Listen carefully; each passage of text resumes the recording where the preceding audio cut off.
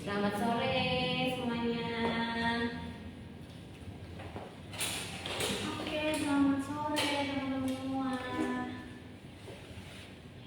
Sambil menunggu mungkin teman-teman pada join ke live ya, live Instagram. Oke, udah ada beberapa yang join di TikTok. Oke, selamat sore teman-teman semuanya. Selamat sore. Oke, mohon maaf kita agak telat ya. Habis makan es krim. Habis makan es krim yang tadi ditraktir oleh Bu Andita.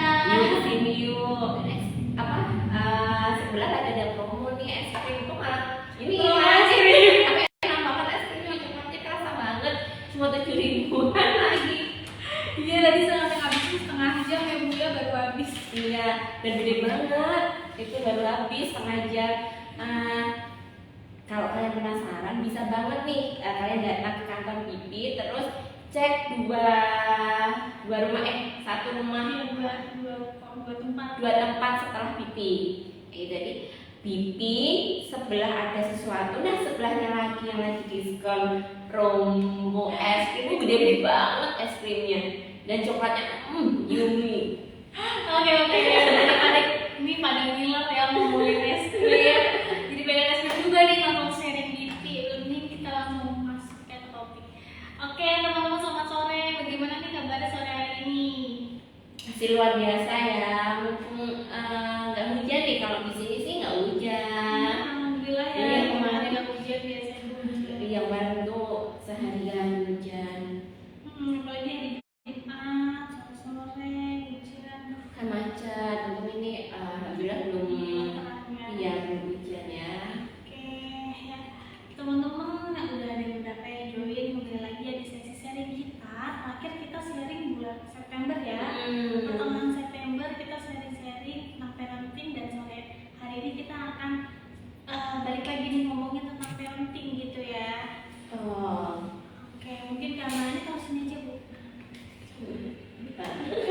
Karena memang mungkin parenting ini lagi hot issue ya, kayak banyak banget nih orang mau belajar tentang parenting, bagaimana sih mempersiapkan seorang anak gitu. Nah, sore hari ini kita akan membahas terkait parenting tanpa galau. Gimana sih tips-tips gitu ya mempersiapkan menjadi orang tua yang baik gitu ya, apalagi yang mungkin seusia saya gitu ya, pertengahan 20 yang udah punya anak, yang udah nikah, yang udah punya anak. Nah, gimana sih mempersiapkan tips-tips mempersiapkan menjadi orang tua gitu. Nah mungkin sore hari ini pasti nggak sharing sendiri, ditemenin oleh Bu Anita.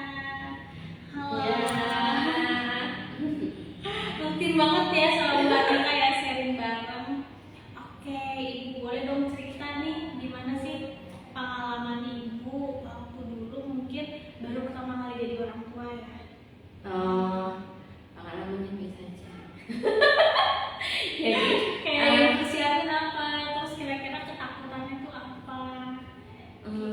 jadi kalau saya sih nggak ada ketakutan karena memang sebelumnya harus sering rajin-rajin baca buku parenting. Jadi pas hamil itu kan mungkin kalau yang kerja kantoran itu kan ada cuti ya sebelum melahirkan. Nah, itu kan bisa banget nih mempersiapkan gimana sih jadi orang tua itu. Jadi selain beli baju bayi, selain beli perlengkapan bayi, nah jangan lupa juga ilmunya tentang menjadi orang tua kayak gitu kan. Jadi jangan hanya fisik yang disiapkan, maksudnya jangan hanya baju, mainan, box bayi dan sebagainya, tapi juga ilmu tentang menjadi orang tua seperti apa. Nah sekarang kan banyak banget tuh ini media-media yang bisa untuk mencari ilmu, kayak bisa cari di Google. Kemudian kalau misalnya susah nih Google ya, bisa Instagram tentang akun-akun tentang parenting itu banyak banget. Tentang Bibi gitu ya. Iya, tapi Bibi itu banyak Kita juga tips tentang parenting gitu. Kemudian di Facebook juga ada, Instagram Facebook. Terus kalau misalnya males baca, nah kan sekarang banyak video tentang parenting juga kan di TikTok, kemudian Reels, di Instagram itu juga banyak video tentang parenting. Jadi belajar tentang pengasuhan tuh sekarang udah nggak bikin bosan karena ada banyak video-videonya juga. Jadi daripada lihat video yang mungkin nggak jelas atau gosip-gosip yang nggak jelas, ya sekali lihat gosip nggak apa-apa sih, sekali lihat video yang nggak jelas biar bikin ketawa nggak apa-apa sih, tapi jangan lupa untuk melihat video tentang parenting itu seperti apa kayak gitu. Lihat akun gosip aja bisa, masa sih nggak bisa nyempatin untuk ini belajar. Akun video-video tentang parenting sekarang udah nggak ngebosenin kok, maksudnya banyak juga yang lucu-lucu kayak gitu. Tapi banyak mengandung hikmah di situ. Tapi kalau memang pengen yang mendalam banget, ya ini cari yang bacaan, maksudnya bisa di Instagram atau Facebook atau website, tapi yang dibaca. Karena kalau video kan cuma sebentar ya, tapi kalau artikel itu kan banyak. Terus di Facebook pun juga ada grup parenting loh, jadi itu gratis. Jadi kalau ibu-ibu semua atau bapak-bapak semua tuh punya Facebook, cari aja Facebook group. Jadi FB group itu banyak yang tentang parenting kayak gitu. Ada apa namanya, empati, ada asosiasi ibu menyusui Indonesia, dan banyak lagi. Nah di situ tuh selain dapat ilmu, selain admin-adminnya itu selalu kasih tentang artikel-artikel tentang pengasuhan, tentang anak, tentang bayi. Di situ juga anggota grup juga bisa saling sharing. Jadi misalnya, "Duh, anakku panas nih, gimana?" Nah biasanya di grup-grup FB itu yang cukup ramai itu biasanya ada dokter anaknya juga, maksudnya ada dokter, ada bidan. Jadi iya, ada beberapa grup menyediakan ada anggota yang memang tenaga ahli, jadi bisa didapat dari sumber terpercaya gitu. Kemudian jadi bisa saling sharing. Jadi misalnya, "Tuh anakku panas, aduh anakku belum bisa jalan," dan berbagai macam pertanyaan ibu-ibu yang terjadi. Karena kan memang kalau ibu baru kan suka bingung nih. Nah dulu saya waktu masih baru punya anak juga sama, bingung. Kalau misalnya pas bayiku panas gimana, aku tanya loh di grup, gimana nih, terus atau bayiku nggak bisa tidur kayak gitu. Nah tanya juga di grup itu kayak gitu, dan mereka ngejawab kayak gitu. Walaupun tanya jam 11 malam itu masih ada yang jawab. Jadi nggak yang bingung banget, oh kalau ini harus diginiin, jadinya oh jadi saya jadi tahu, oh habis ini kayak gini kayak gitu sih. Di Facebook group itu banyak dan gratis. Jadi konseling di grup ya gitu, jadi kedepannya di grup, dan banyak juga yang cukup merespon dan itu cukup membantu ya. Misalnya asik kok dikit sih, nah nanti mereka akan kasih tahu ini gini kayak gini kayak gini. Jadi kasih tips-tipsnya. Oke, mungkin itu tadi ya Bu ya. Bisa dari baca-baca buku atau kita cari relasi di grup-grup teman-teman. Nah, mungkin kalau misalnya yang baru mau mulai jadi orang tua itu kan kebanyakan yang segenerasi aku ya, kayak umur 20-an tengah nih gitu, kelahiran 95, 2000 gitu ya. Nah gimana, dan generasi itu tuh generasi overthinking kali ya. Emang? Jadi sering overthinking gitu loh, masa tidur tuh karena terlalu banyak ini ya, terlalu banyak informasi. Iya, mungkin overload informasi gitu ya. Mungkin dan lagi terlalu krisis juga kan, jadi kayak aduh overthinking nanti kedepannya mau gimana nih gitu kan. Dan mungkin teman-teman yang mau jadi orang tua gitu ya, pernah nggak sih overthinking gitu ya, nanti gimana anak aku, seneng nggak ya sama aku, nanti gimana aku bisa nggak sih membesarkan anak aku dengan baik kayak gitu. Nah gimana sih Bu tipsnya cara menangani overthinking? Iya, baca, maksudnya perbanyaklah ilmu, perbanyaklah teori, perbanyaklah dasar keilmuan. Nah dasar ilmuwan maksudnya harus jurnal ya, tapi itu dia baca artikel, kemudian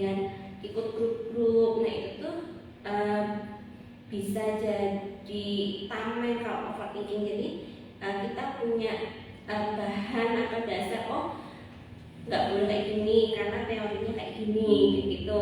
Jadi setiap pengambilan keputusan itu tuh berdasarkan teori, nggak lagi kayaknya sepertinya kayak gitu. Karena beberapa grup FB itu tuh ya dia banyak menyertakan alasan ketika misalnya ada masalah tuh banyak mereka tuh menyertakan jurnal-jurnal ilmiah karena kan memang beberapa grup parenting itu memang dibina sama tenaga ahli kayak gitu.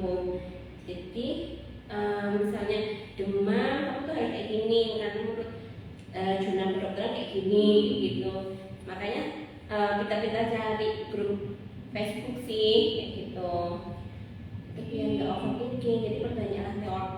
Ini teori. Oke, mohon maaf sepertinya mati lampu. Mati lampu tapi kenapa anginnya nyala ya kak? Karena ada di bawah juga gitu kok Bu, jadi ada lampu satu yang nyala. Di bawah tuh ada satu. Tapi internetnya nyala ya? Ini pakai wifi, maksudnya pakai HP.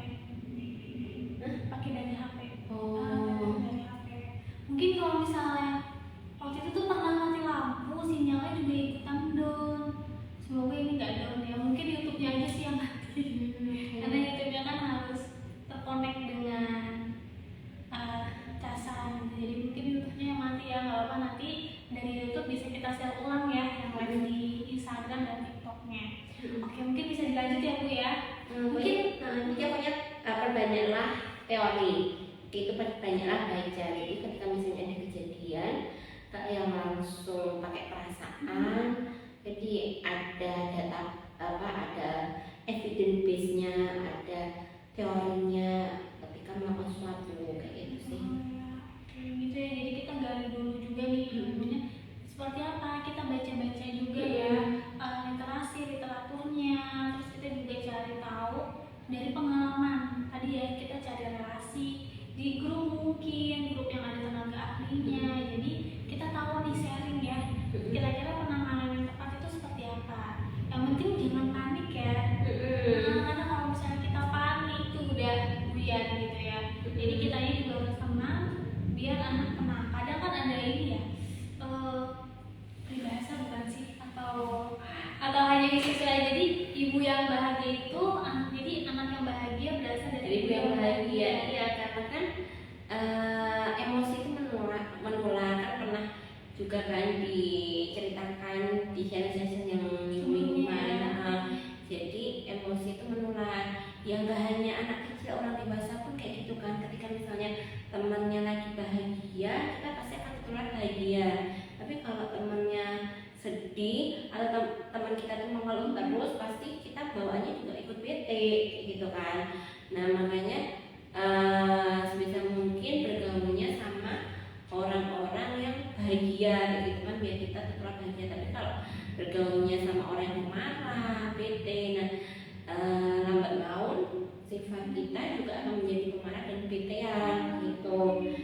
Untuk orang dewasa yang bisa mengendalikan emosi pun bisa ikut, apalagi anak kecil yang kemampuan untuk mengendalikan emosinya masih belum berkembang kayak gitu, maksudnya masih dalam tahap perkembangan kayak gitu kan, pasti sangat rentan dengan emosi orang terdekat. Nah di sini nggak hanya ibu ya, siapapun orang terdekatnya dia, misalnya neneknya atau mbak ART-nya gitu. Nah kalau misalnya mbak ART-nya itu orang yang ceria, si anak pun akan tumbuh menjadi anak yang ceria misalnya kayak gitu. Misalnya dia dekatnya sama mbak ART, tapi kalau misalnya atau misalnya neneknya orang sukanya marah-marah, nah pasti si anak ini akan tumbuh menjadi orang yang pemarah juga gitu. Karena emang anak itu kan kontrol emosinya belum begitu berkembang kayak gitu. Jadi ibu ini maksudnya adalah figur orang terdekat, gak harus ibu. Kalau misalnya memang yang terdekat dengan anak ibu ya memang ibu yang akan menjadi kunci emosi. Tapi kalau yang terdekat sama anak bukan ibu, ya siapakah orang terdekat itu, intinya kayak gitu. Jadi intinya orang yang terdekat dengan anak harus orang yang bahagia gitu. Kayak gitu ya, karena mentransfer emosi ya. Emosinya anak ikut merasakan. Karena kan memang anak tuh sensitif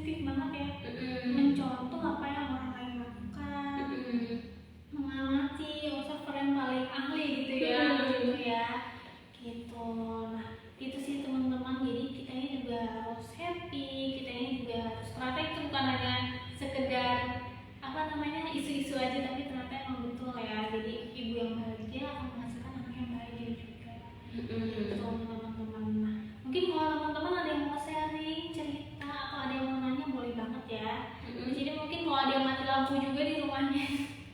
Daripada mati lampu ngapain bengong-bengong, mendingan sharing gitu bareng kita ya gitu teman-teman.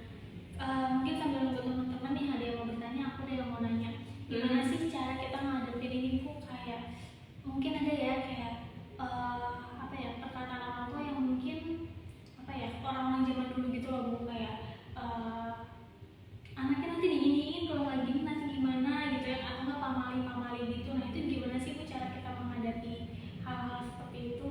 Nah, itu dia harus evidence based ya. Jadi perbanyaklah literatur. Jadi jangan katanya. Nah, bahkan ini kan sekarang lagi viral obat ya, obat yang ditarik. Bahkan obat yang diteliti pun bisa mengandung zat berbahaya, maksudnya penyerta yang berbahaya. Nah, apalagi hal-hal yang tidak diteliti, gitu kan. Obat aja diteliti masih ada hal berbahayanya loh, apalagi hal-hal yang tidak evidence based, tidak literatur based kayak gitu. Nah, makanya harus rajin baca, harus rajin tahu teoritisnya kayak gitu. Lu nggak sempat, nah ya harus sempetin nonton TikTok aja bisa, nonton reels Instagram aja bisa. Nah, masa belajar tentang parenting nggak bisa kayak gitu kan? Itu kan tinggal kemauan gitu. Nah, jadi ketika sudah punya teorinya, oh ini tuh sebenarnya secara teoritis nggak boleh loh. Nah ketika ada kebudayaan atau pamali-pamali, nah bisa tidak dilakukan kayak gitu. Tapi cara jelasnya kepada orang tua atau orang yang mengajukan itu bisa dengan baik-baik. Misalnya, Bu, saya nggak lakuin ini ya karena ini, bisa dijelaskan dulu alasannya apa. Kamu kok sok pintar, ya udah, maksudnya berpegang teguh bahwa ini tuh anakku. Maksudnya kalau misalnya terjadi apa-apa dengan anakku, ya itu tanggung jawabku, bukan tanggung jawab orang lain. Even itu orang tua kita sendiri, maksudnya nenek, kakek si anak ini sendiri, tapi kan tanggung jawab pengasuhan itu ada di orang tua gitu. Kecuali kalau misalnya orang tuanya jauh dan memang menitipkan ke pengasuh atau ke nenek kakek, itu beda ya. Tapi kalau misalnya orang tuanya masih dalam satu rumah, pengasuh itu orang tua. Walaupun mungkin ibunya kerja kayak gitu, tapi tetap kan masih bisa dikontrol kayak gitu. Makanya dijelasin baik-baik. Terus kalau misalnya kok sok pintar kayak gitu, terus ya makanya bisa banget dijelasin akibatnya kayak gini loh, atau dijelasin video. Maksudnya kalau misalnya literatur itu terlalu panjang dibaca, kan sekarang banyak video-video. Nah, bisa tuh dicari video yang related dengan literatur itu. Kayak misalnya nih, oh bayi sebelum 6 bulan itu hanya boleh ASI loh, nggak boleh minum kopi. Kan kalau zaman dulu kan minum kopi biar nggak step, nggak kejang atau nggak panas. Terus ada yang kayak gitu ya, minumin kopi. ada, jadi kopi biar nggak step kayak gitu. Terus bayi diminumin air rajin, atau tuh bayimu lapar terus dikasih makan bubur atau dikasih makan pisang, padahal menurut penelitian Belum cukup ya. iya, 6 bulan itu hanya boleh ASI. Nah, bisa tuh dikasih video-videonya gimana sih dampak kalau makan atau minum selain ASI, banyak videonya kayak gitu. Pokoknya kita harus berusaha untuk meyakinkan terapi berdasarkan ini yang literatur base ya, jangan cuma prasangkanya kita. Betul. Jadi kan betul banget. Jadi kita harus pandai namanya udah keyakinan gitu ya kali ya, udah keyakinan turun temurun. Jadi kita juga harus pelan-pelan nih ngasih tahunya gitu teman-teman, karena kan memang apa ya, habit sih ya, kebiasaan ya. Jadi turun temurun, makanya kita harus bisa pelan-pelan menjelaskan gitu. Sekarang juga banyak sih influencer yang dari latar belakangnya dokter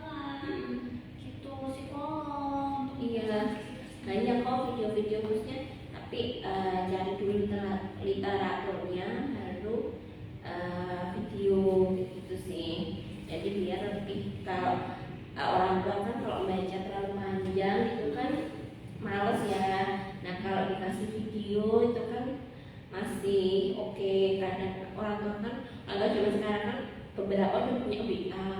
Nah jadi bisa banget tuh share video, video kayak gitu. Oke, jadi gitu ya. Jadi kita juga harus tahu nih, sebelum kita nolak kita harus tahu dulu juga jelasin secara ilmiah ya. Gitu. Intinya pokoknya literatur base ya. Jadi segala sesuatu itu berdasarkan penelitian. Jadi jangan cuma katanya, kayaknya, sepertinya, jangan. Apapun itu pokoknya berdasarkan penelitian. Sumber penelitian, literatur gitu teman-teman. Jadi ini kita pelan-pelan ya, kita juga sama-sama belajar ya. Bahkan yang udah jadi orang tua puluhan tahun juga kadang masih belajar kan. Benar. Karena kan ilmu penelitian itu kan berkembang kayak gitu kan. Kita juga kayak obat yang ini viral nih. Kita kan juga nggak tahu kan sebelumnya, oh ada ya obat yang kayak gini bisa menyebabkan gagal ginjal akut. Walaupun masih diteliti ya, kayak kita kan untuk unsur kehati-hatian gitu kan. Nah kalau orang tua nggak update, nah berarti kan nggak tahu berita tentang obat yang lagi diteliti ini, kayak gitu kan. Makanya harus selalu update ilmu, harus lihat sosial media tentang parenting kayak gitu. Oke, jadi kita juga harus update ya dengan keadaan saat ini, apalagi isu yang lagi hangat aja belum, masalahnya tuh belum terpecahkan ya terkait obat-obatan itu gitu. Itu masih di tahap penelitiannya. Kayak gitu. Jadi harus selalu update karena setiap waktu pasti ada saja hal yang baru. Jangan sampai ketinggalan. Kan dulu-dulu juga nggak ada yang tahu kan kalau obat-obat kayak gitu ternyata ada kecondongan untuk membuat ginjal. Efeknya gitu, ada Betul. Kita dulu nggak tahu, tapi ternyata sekarang isu itu baru ada. Kan kalau kita nggak update, yang mana tahu ada isu kayak gitu. Dan kalau kita nggak update, kita tetap aja ngasih obat anak yang kayak gitu. Itu walaupun memang belum ada konklusi ya, belum ada kesimpulan, tapi kan untuk bersih kehati-hatian kita bisa hindari dulu nih sampai ada hasil yang pasti dari pihak terkait. Kebijakan kebijakan ya. Betul. Gitu teman-teman. Jadi nggak usah panik, nggak usah khawatir berlebihan. Kita coba belajar bersama ya, baca-baca literatur, cari informasi yang kredibel gitu. Kita namanya orang tua ya, kalau menjadi orang tua itu kan proses pembelajaran seumur hidup, nggak ada habisnya gitu. Jadi memang berproses terus. Betul. Oke, mungkin kalau misalnya ada yang mau diskusi, ada yang mau nanya terkait seputar parenting, boleh banget. Ini ada nggak kelihatan, itu ada teman-teman juga beberapa yang baru join ya. Jadi di sini kita lagi bincang sharing terkait seputar parenting. Gitu. Bagaimana sih menjadi orang tua, mempersiapkan menjadi orang tua, kayak gitu. Oke, kalau misalnya menurut teman-teman belum ada yang mau nanya, coba aku mau nanya lagi deh, kayak menjadi orang tua itu kan bukan ibu aja ya, bukan ayah aja ya. Nah, gimana sih cara kita membangun tim yang baik sama suami kita atau sama istri kita, itu kayak gimana? Nah, pasangan kita tuh juga sama-sama harus ikut membaca. Jadi kalau misalnya ada sesuatu, misalnya ada berita apa atau kita menemukan literasi apa, di share kayak gitu, terus minta mereka untuk membaca juga gitu. Jadi satu frekuensi gitu. Nah, tapi harus ditarik ke belakang lagi. Gimana tipe pasangan kalian? Makanya ketika memilih pasangan itu teman-teman harus cari yang memang satu frekuensi. Maksudnya sebelum menikah itu harus dibicarakan nih sampai detail pengasuhan itu kayak apa, kayak gitu. Apakah si pasangan kita masa bodoh dengan anak dan menyerahkan semua tanggung pengasuhan ke satu pihak, ataukah dia ikut belajar, ataukah tugasku ya cuma cari uang misalnya, itu kalau untuk laki-laki misalnya kayak gitu. Nah makanya ketika cari pasangan ya harus tahu tipenya kayak apa, bicarain, karena ketika sudah menikah dan ternyata pasangannya tidak mau belajar ya bisa sih, tapi akan lebih susah untuk ini ikut proses bareng kayak gitu. Makanya dari awal cari ini gitu ya, yang satu frekuensi, satu prinsip gitu ya. Jadi kita harus mencari juga partner yang emang bisa saling mendukung ya Bu ya. Gitu, dan proses belajar itu bersama-sama. Iya. Nggak istri aja, nggak suami aja. Iya, mau diskus apakah tipe pasangan kita itu mau diskusi bareng apa enggak, ataukah menyerahkan semua keputusan sama pihak, ataukah dia tipe yang dominan walaupun enggak apa namanya, enggak berdasarkan literatur, tapi dia langsung memutuskan hanya berdasarkan omongan orang lain. Itu juga ada kayak gitu. Sedangkan pasangannya udah tahu literatur yang benar tapi nggak dianggap, jadi nggak ada proses komunikasi di sana. Nah ini harus cari tahu dulu dari sebelum nikah. Jadi harus hati-hati, jangan cuma karena mungkin cuma karena cinta, karena nggak mikirin sampai ke depannya. Jadi harus mereka itu harus dipikirin sampai ke depan, gimana anak parentingnya, gimana keuangannya. Jadi karena menikah itu kan seumur hidup, jangan cuma karena loving bucin, aduh aku cinta banget, itu nggak dipikirin. Akhirnya ketika udah menikah kaget loh, uang yang maksudnya loh kok dia nggak jujur sama keuangan misalnya. Nah, sebelum menikah nggak dibicarain siapa yang ngatur keuangan, terus habis itu pas sudah punya anak kaget lagi loh kok ditator, atau misalnya kalau nggak ditator, loh kok semuanya tanggung jawab aku semua, dia enak banget ngapa-ngapain, cuma cari uang kayak gitu. Nah itu kan perlu dibicarain kayak gitu. Kita cari tahu ya. Nah caranya gimana? Konseling pranikah atau asisten pernikahan ini ini kan juga ada loh. Ini tapi bener ya, ini tuh serius ya. Jadi ada jadi bener ya, kayak untuk cari tahu itu bukan hanya pendekatan one by one aja nih, bukan hanya taruh aja gitu ya, tapi harus ada asesmen lebih lanjut gitu loh. Di sini kita ada asesmen pranikah untuk mengetahui gimana sih calon kepribadian si pasanganmu gitu. Terus bisa asesmen, bisa juga konseling loh, seperti apa sih nikah kayak gitu. Walaupun memang sebelum menikah itu di KUA memang ada konseling, tapi kalau misalnya mau lebih mendalam bisa konseling pranikah di BP gitu. Jadi setelah asesmen ketahuan nih hasilnya kayak seperti apa, nah kemudian nanti bisa dikonselingkan, oh seperti ini loh visi misinya dan sebagainya kayak gitu. Karena kalau udah menikah kan ketika misalnya nggak cocok, nggak sama, kan nggak mungkin cerai ya, maksudnya cerai itu cerai itu udah terakhir banget kayak gitu kan. Jadi intinya jangan sampai karena bucin, cinta banget, aku maunya sama kamu, tapi nggak dipikirin. Karena besok ketika udah nikah itu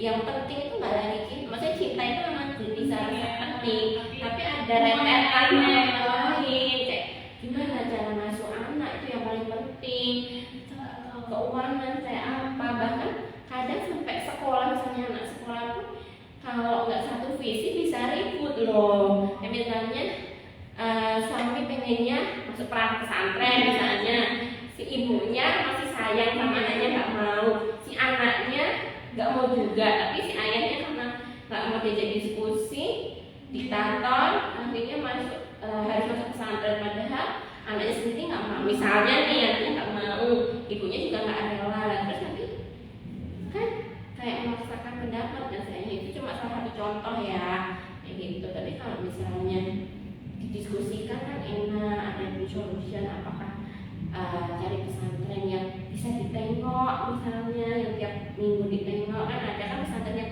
agak lunak maksudnya untuk soal peraturan. Ketat ya. Jadi bisa setiap 1 minggu bisa diajak pulang, jadi nggak terlalu kangen nih si ibu, si anak juga nggak terlalu homesick, tapi tujuan si ayah tetap tercapai, masuk pesantren misalnya kayak gitu. Tapi kan ada dari proses diskusi ya kayak gitu. Jadi hal-hal simpel kayak gitu tuh kalau kalau udah nikah tuh menjadi hal-hal krusial kayak gitu yang mungkin pas pacaran nggak kepikiran. Nah mungkin aku nikah sama dia karena cinta lah. Ya iya penting, penting gitu. Jangan sampai teman-teman shock ternyata pasangan aku kayak gini, aduh hanya menyesal. Makanya sebelum itu konseling. Iya.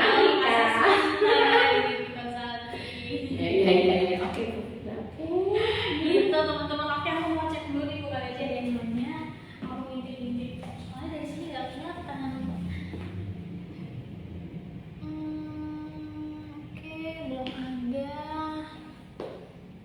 Oke, belum ada ya yang mau nanya.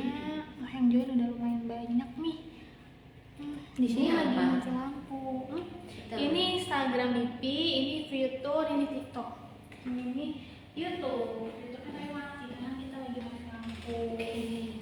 Gitu. Oke teman-teman, seperti itu. Kira-kira ada yang mau sharing nggak nih terkait?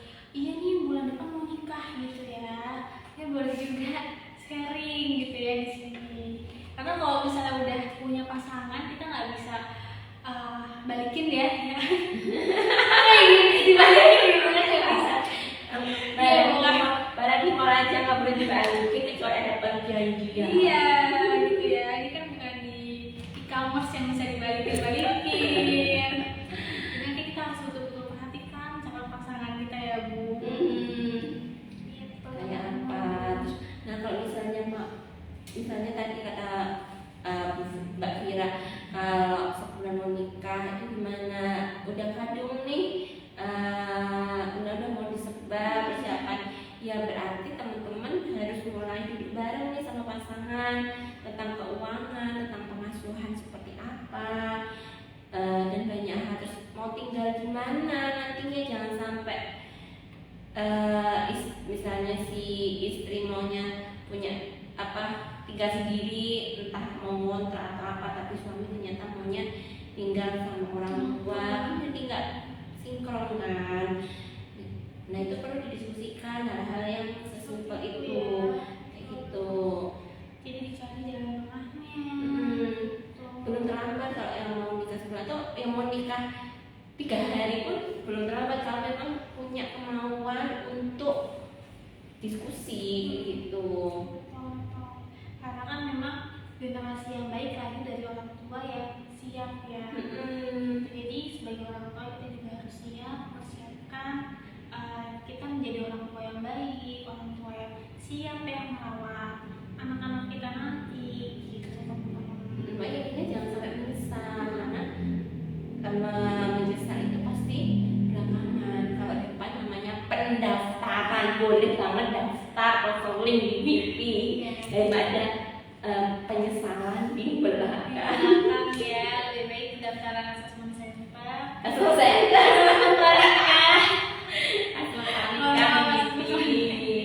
iya, jadi dia tahu. Walaupun 3 hari sebelum nikah juga pasti bisa. Jangan telat ya. Atau besoknya mau nikah ya paling enggak tahu sama tahu kan. Kalau bukan Halim ya ada sih beberapa yang maksudnya Jangan sampai ya. Intinya kalau mau pacaran maksudnya harus dikulak-kalik kanan kiri kayak bikin telur ora-arik, telur aja dibolak-balik kanan kiri. Masa pasangan enggak sih? Betul. Jadi kita juga harus cari tahu atau misalnya kita mempersiapkan gitu ya teman-teman.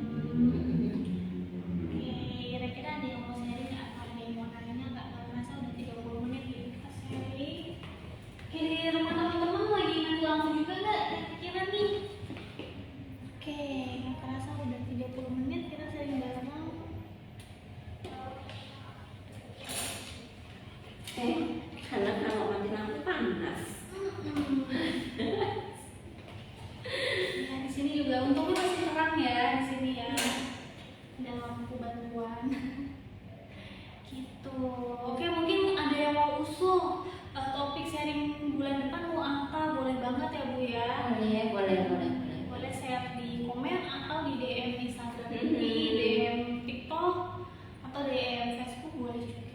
Boleh. Gitu.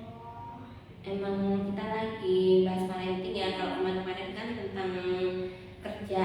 Nah ini karena persiapan mau tahun angkatan baru, maksudnya mau ajaran baru anak-anak sekolah. Jadi kita memang topiknya lagi ke parenting kayak gitu. Setelah kemarin-kemarin tentang topik kerjaan. Betul, jadi kita lagi sering-sering nih topik parenting. Jadi buat para orang tua yang masih baru menikah gitu ya, ayo kita belajar bareng, sharing bareng. Gitu teman-teman. Oke. Gak apa-apa, soalnya laptopnya mati. Oh ini tuh laptop. Ini Oh, laptop, tapi laptopnya mati ya udah. tapi kedengaran nggak sih di sana? Cuman emang lebih jelas pakai mic sih. Ini ada yang pakai mic juga TikTok. Itu teman-teman. Oke. Mungkin kalau belum ada yang bertanya lagi bisa kita akhiri ya Bu ya sesi sharingnya. Oke, terima kasih banyak teman-teman semua udah join sesi sharing sore hari ini bareng Bibi Consulting dan YouTube Bibi Consulting, dan makasih juga Bu Anita atas kehadirannya pada sesi sharing sore hari ini. Jangan kapok ya, bulan depan kita sharing lagi. Minggu depan kita